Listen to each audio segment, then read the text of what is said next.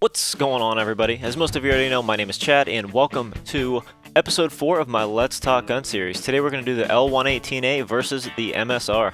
As I've said in the past, these videos aren't necessarily to compare every single perk and every single proficiency that you can put on these guns, but more to compare the two guns in general and let you guys know which gun is going to give you the most success in the game. I will, however, go over some of the perks and proficiencies just because there is some questions about them, and I do want to let you guys know which ones are best to use with these weapons. And remember guys, these videos take me hours and hours to put together, so if you could please like and favorite it, I would really appreciate it. Share them with your friends, all that kind of good stuff. So with all that said, let's get on with the video. Alright, so before we really start diving into the specifics, let's talk about how damage works on a sniper rifle. These two sniper rifles both have 98 base damage, 70 silenced. All sniper rifles have 100 range, meaning for all intents and purposes, the range is infinite. It's always going to do 98 damage, always going to do 70 damage silenced. Now, sniper rifles are unique in that they have multipliers, which means depending on where you hit the target, the damage may be greater. Okay, so let's quickly talk about these multipliers now. The area that you see flashing in red is a 1.5 times multiplier. That's going to be the head, neck, and the upper torso. The area that's flashing in blue right now is a 1.1 times multiplier. That's going to be the lower torso or the stomach area. Now what this means is that the 1.5 times areas are always going to be a one-hit kill with or without a silencer, because if you do the math, 1.5 times 98 or 1.5 times 70 is going to be greater than 100, so that's going to kill your target. The 1.1 times area is only going to be a one-hit kill without a silencer. 98 times 1.1 is greater than 100. 70 times 1.1, however, is not greater than 100. Therefore, like I said, it's not going to be a one-hit kill with a silencer. Next, let's move on to the ADS time of these weapons with and without quick draw. Now, there's been some discrepancies with this. I've heard that the L118A actually ADS is faster than the MSR, but on paper, the L118A has a 1.25 second draw time, whereas the MSR has a 0.9 seconds draw time. So essentially, the MSR should be a little over 0.3 of a second quicker, but as you're going to see by these tests, neither one of those is the case. So let's go ahead and check those out. The first clip is the guns ADSing without quick draw. The second clip is them ADSing with it. And what you're going to notice is the first clip, they finished dead even. I watched it frame by frame. There's absolutely no difference in ADS time. The second clip, the L118A actually finished 2 frames ahead of the MSR. I'm not sure why this is the case. Quick draw adds 50% faster ADS time. They may have different numbers in the system and perform the same without it. I'm not sure. But that's what happened in the test, so take it for what it's worth. Granted, it's only, a couple milliseconds, but it's there, and the L118A did finish ahead of the MSR with quick draw. Next up, we have Marksman Pro, and I'm not going to spend a lot of time on this because it's common sense, but without the Pro version of Marksman, as you can see, you can hold your breath for around 5 seconds. With the Pro version, it's effectively doubled to 10 seconds. So now let's talk a little bit about idle sway. There's 2 things that actually affect it. One is laying prone, and 2 is the stability proficiency. Both will greatly reduce the area that the reticle tracks when you're aiming down sights. So let's take a look at these clips really quick. The left is aiming down sights without stability, the right is with. And now the left is laying prone without, and the right is laying prone with. As you saw, the idle sway is significantly affected by both these things. However, it doesn't reduce it completely.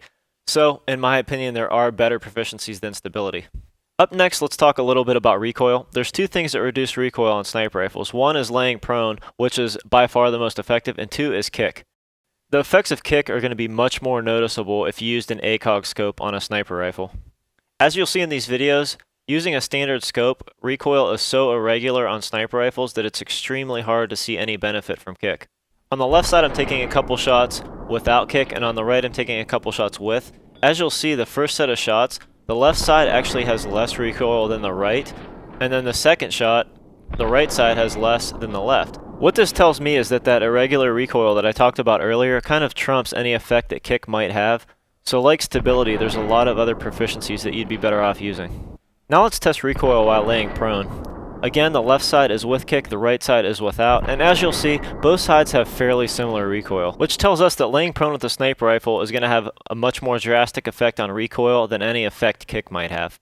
So last, and probably least, is the speed proficiency. I couldn't leave that out, right? As we all know, speed adds 10% to your mobility, so although you won't run longer, you will cover more ground, and you'll get to where you're going a little bit quicker. You will also be able to strafe a little bit faster, so that is a good thing, I suppose. And that's just about going to do it, guys. I realize that this video turned more into a comparison video of proficiencies and perks rather than these two weapons themselves, but you have to understand these weapons are so similar. There's no range discrepancies, there's no rate of fire discrepancies like there was in other weapons, so there really wasn't a whole lot to compare. With that said though, let's take some of the information that we learned today, and some of it that we didn't necessarily cover, and see if we could determine which one of these guns may be just a little bit better. So first of all, as we talked about earlier, the damage of these weapons is both 98 without a silencer and 70 with a silencer. The multipliers of these weapons are 1.5 times to the head, neck, and upper torso, and 1.1 times to the lower torso. The ADS time, although on paper the MSR is 0.9 seconds and the L118A is 1.25 seconds, the test did show that they were nearly identical and that the L118A may have been a couple milliseconds faster with quick draw for whatever reason. The reload time is significantly faster on the MSR. I didn't cover this in the video because I think most people are already aware of that. These are both bolt action sniper rifles, so the rate of fire is going to be right around 20 shots per minute, and the magazine size is the same for both of these at 5 bullets. So in conclusion, other than the reload time, there really isn't enough of a difference between these two sniper rifles to warrant using one over the other. So grab whatever one you're more comfortable with and get out there and pop some heads off. As far as proficiencies and perks go, the proficiencies don't seem to make as much of a difference in sniper rifles as we talked about earlier. Impact may be a good one just because of the bullet penetration, but there isn't a whole lot you can shoot through in this game. Or maybe there's two attachments that you like and you could run that proficiency.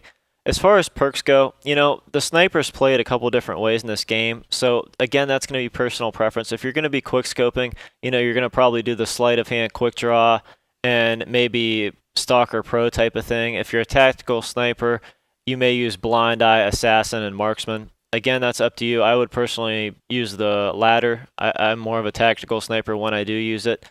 So anyways, guys, I hope you enjoyed this video. Again, I put a lot of time and effort into these. I think I started around 7 o'clock this morning, and it's almost 3 p.m. now. So again, if you can like and favorite the video, I'd really appreciate it. So let's get on with the recap page. The video on the left is from my new channel. I'm still going to spend the majority of my time on this one, but I wanted a channel to throw up some old school games and some Let's Plays and stuff like that without cluttering my first-person shooter channel. So if you're a gamer, if you love all kinds of stuff, go ahead and check that out. You'll probably enjoy it. The video on the right is my MOAB for Dummies number 3. I show you guys how to get the easiest MOABs possible in free-for-all. That one is on mission. If you haven't subscribed already, click that yellow subscriber button. Follow me on Facebook and Twitter. And as always, guys, I appreciate all the support. I will catch y'all later. Peace.